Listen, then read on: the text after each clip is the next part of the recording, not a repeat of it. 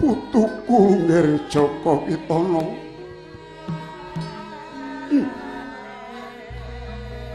Pirang-pirang penandang wis disandang, 1000 lara wis padha dilakoni. Iki perang pengadilan, perang ingkang dadi prabot sekabehing piwulangku nalika semana. Monggo anggep angin liwat, aku iki dudu Pandhawa. Mbahmu Bisma iki ya dudu Kurawa. Nanging aku lila, mati ora, urip ya ora. Jroning Bratayuda iki aku tumancep ana pucuking gegaman ingkang landhep-landhep semene akeh. Jaka Pitana, mongko sejatine kabeh para sepuh wis ora kurang-kurang nggone ngandhani kowe bebasan lambe sak tumang mongkari semerang. Nanging kowe wegah nampa wewarah nampik pitutur becik.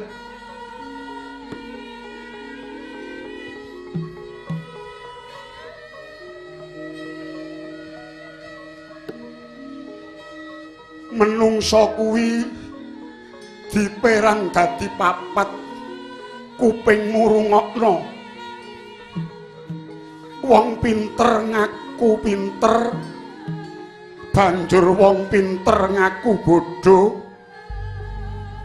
wong bodho ngaku bodho banjur sing pungkasan wong bodho ning ngaku pinter.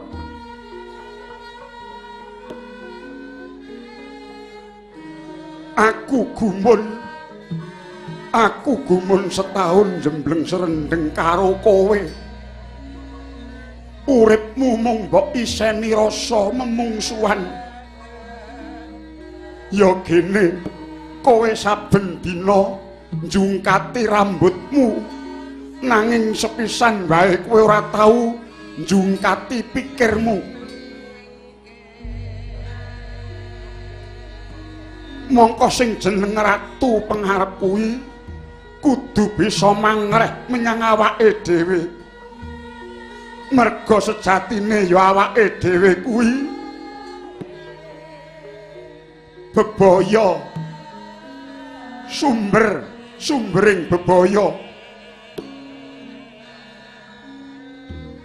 Yen wis kaya ngene kahanane gage suntaken tutupno lukmu perang rampungno Bratayuda iki tak tunggoni kowe larunga getih Duryudana. Oh.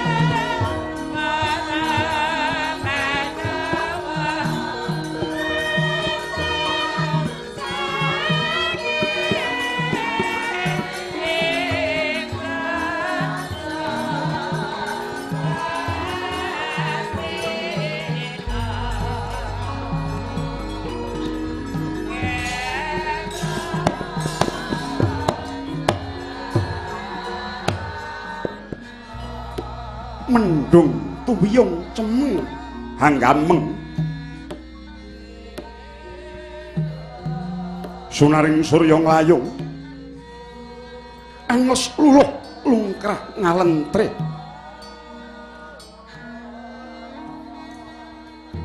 banjir marus milih getih paprangan Bratayuda jaya binangun ingkang wis mlampah tebih kang samya silih ungkih genti kalindhih miwah ingkang golek pepulih para ratu suruhan lan senopati pinilih kebut lirut angungkih ewon yutan ingkang kalindhih mila datan mokal wanggit tumpang tumpuk tindhih pecah siya tanpa pamrih.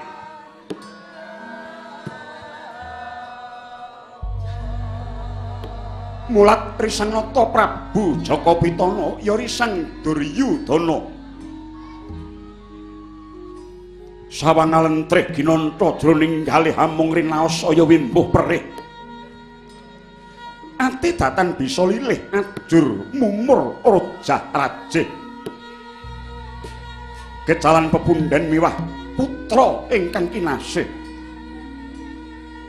mendung peteng yekti datan sumisih kilat nyamber lir hambelah bumi dadi kalih manuk ketasih munyah ngasih-asih ginanta lir unine sengkuni sang Mahapati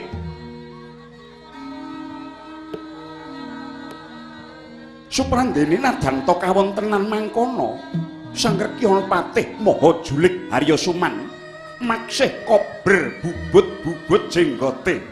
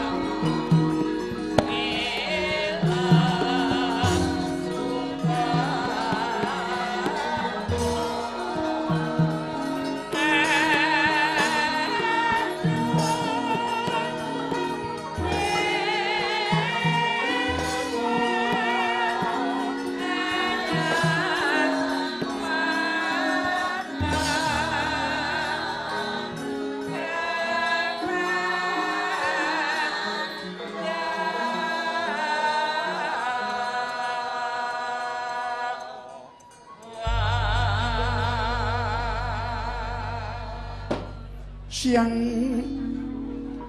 Pentara Ratri amung cipta pukulun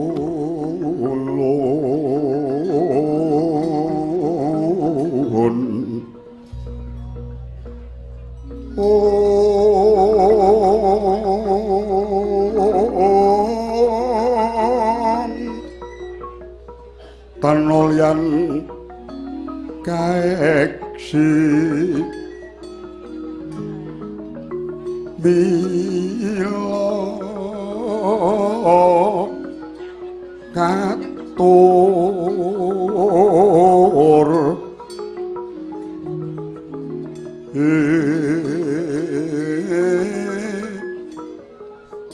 kang Cundamani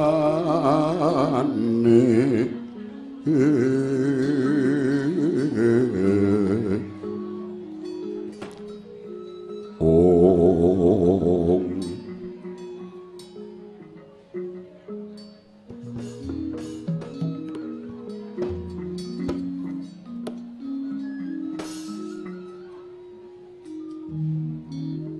Prasasat rageng ulun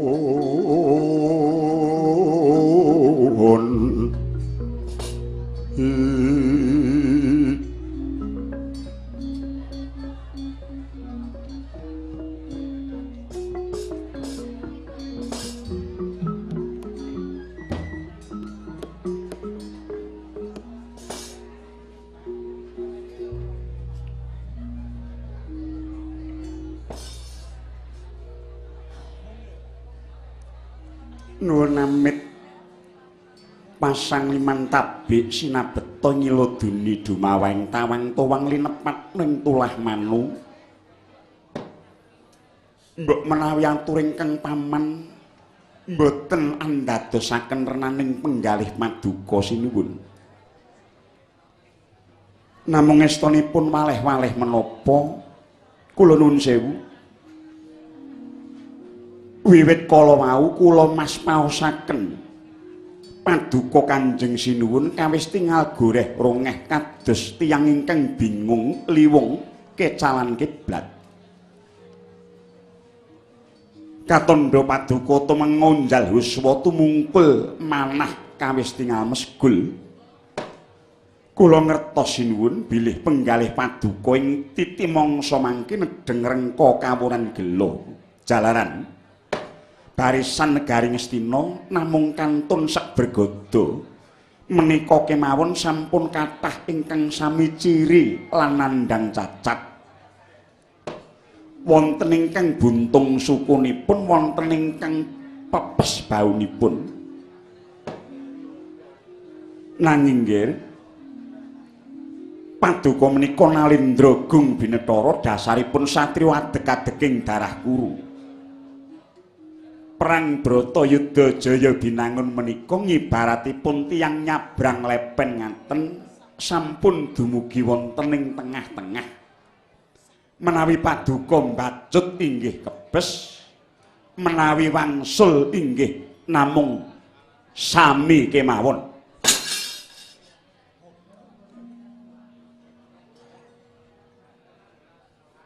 termimil kaya amal nasib. Kula mboten butuh guneman. Sing kula butuhke tumandang sing nyata. Dika wong gerang gelem miwiti ning mboten bisa mungkasi.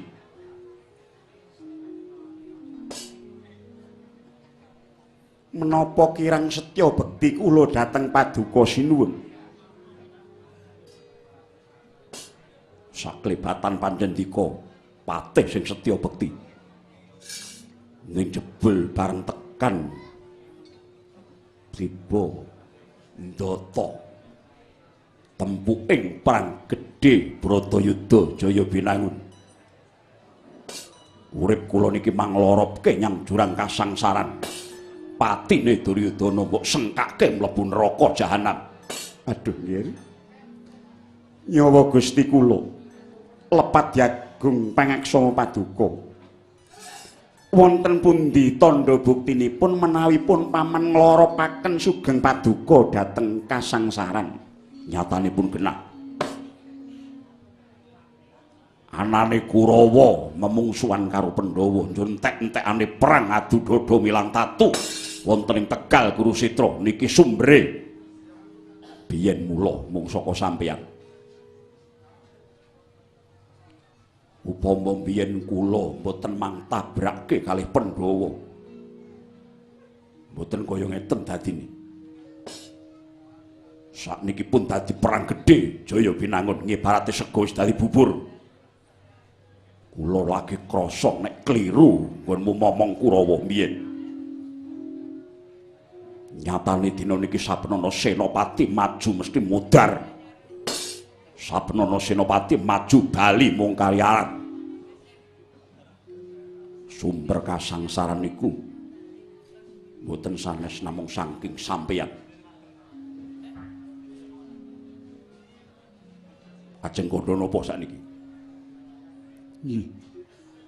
Mangke rumiyin nggih. Saenget kula wiwit kula suwita wonten negari Ngastina ngriki menika mboten kendhat mikantukaken Paduka. Jaman lampen pendadaran siswa Sokalima, Bratasena kula racun kula cemplungaken wonten ing Bengawan. Jaman lakon bali gala-gala Pandhawa kula budidaya mulih pecah kobar dening latu. Babat merentani inggih Wisamarta Pandhawa kula loropaken manjing alas pengalapan.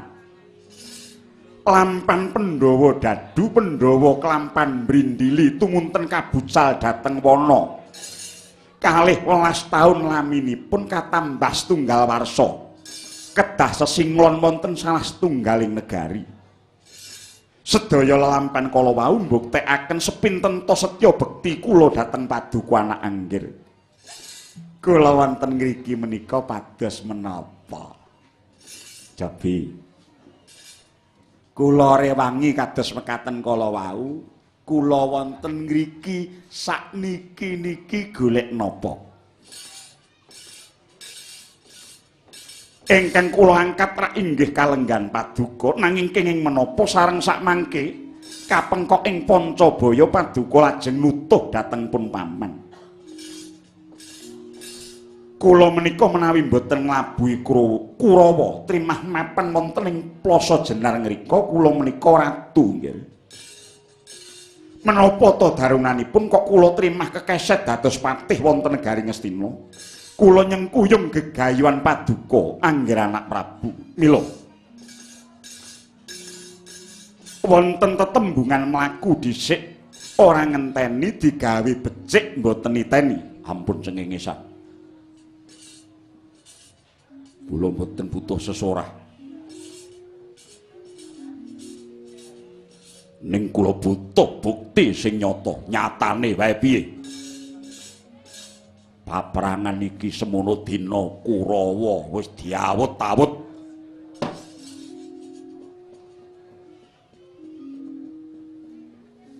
Yen kaya ngeten carane besok kapan nukup kamenangan. Sinuwun. Paduka sampun ngraosaken mukti wibawa. Ngginakaken pangwasa sakarsa-karsa semanten laminipun para kadang Sata Kurawa sami nglungguhi klasa gumelar ingkang nyatanipun sedaya kala wau saking pambudidayaning pun paman. Kirang tuwuk menapa nggih? Nek ana kepenake padha dirasake bareng ana kahanan geger sedaya kok namung dipun lepataken dhateng kula.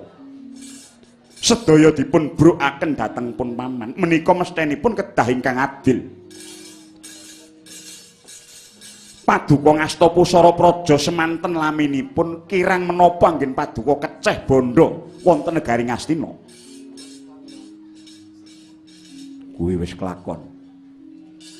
Sing mangan ora aku ning kowe barang. Lah inggih. Ning kena ngapa bareng dadi Bratayuda Senopati. Maju teko pati, Senopati maju teko pati. Nek ndika pancen wong julik, nek pancen ndika wong pinter kudune golek pertikel Bratayuda Kurawa bisa menang. Dadi aja mung pertikel babagan pemerintahan. Nanging tekan nggon Bandayuda, sampeyan kudu tuntas kuwi tegese. Bektine Paman Harya marang aku lair tu sing batin. Menawi ngonceki perkawis menika kedah ingkang pilah. Lire pripun? Babagan Bratayuda Kurawa kawon menika mboten sebab kula. Mboten sebab Patih Sengkuni ingkang damel kacintrakaning Sata Kurawa.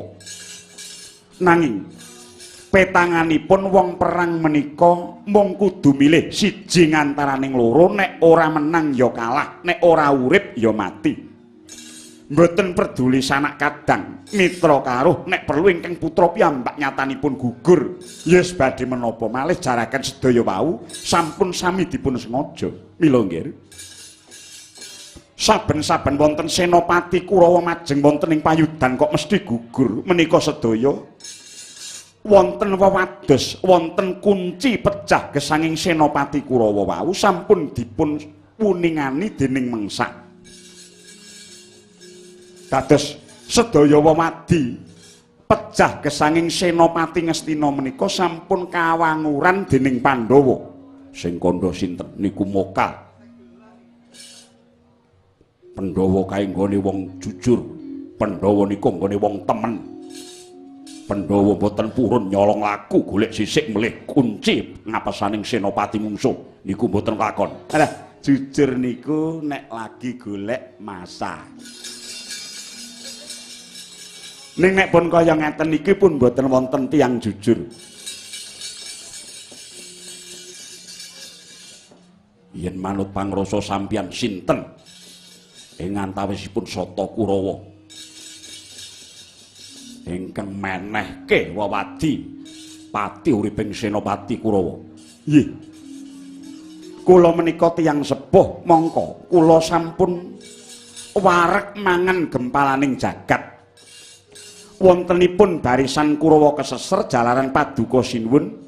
Nuwun sewu kepareng ngemuli tumpringas nguri-uri tunggak kemadoh nandur kembang rawe wonten ing paturon. Sapa sing mbok karepake?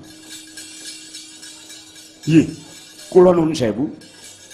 Sinten malih menawi mboten garwa paduka putri sekaring kedaton Mandaraka garwa paduka Dewi Banawati.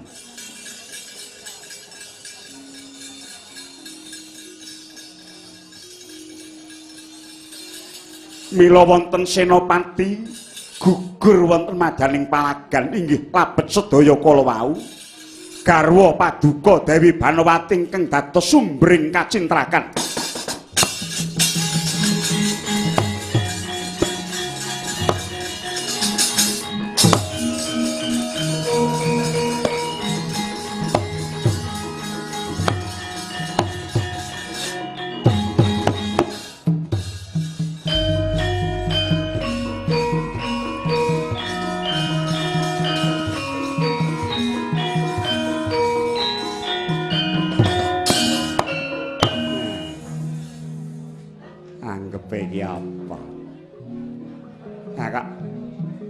Apa-apa kok aku sing diluputke. Ora sotah. Nek ana bathine padha melu mangan, melu gaglak, melu nguntal. Bareng ana rekasane saiki ana senopati do matek kok aku sing disalahke. Mbah dadine kahanan iki sing baku aku wis iso nyekel kahanan.